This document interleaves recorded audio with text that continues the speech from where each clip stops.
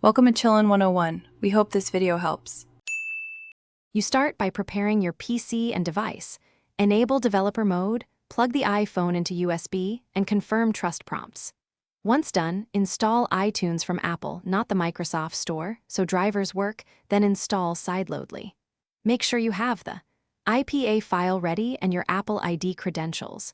You should also note the device you did if required. These steps unblock signing and communication. Do them now so the installer can detect the device immediately. You open Sideloadly and drag the IPA into its window. This starts configuration.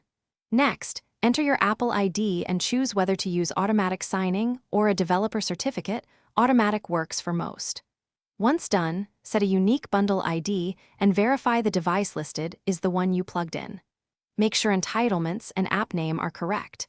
These settings control app permissions and overwrite behavior. This step prepares the package for signing and transfer, so you click Install and monitor the Sideloadly log for progress messages. Wait until you see success confirmation.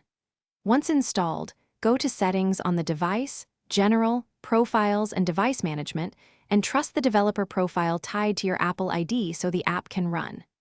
If installation fails, revoke certificates in your Apple account, restart both computer and device, and try again. Often re-entering credentials or replugging the USB fixes signing or driver errors. That single troubleshooting step.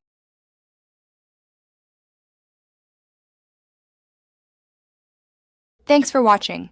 Consider subscribing if we helped you.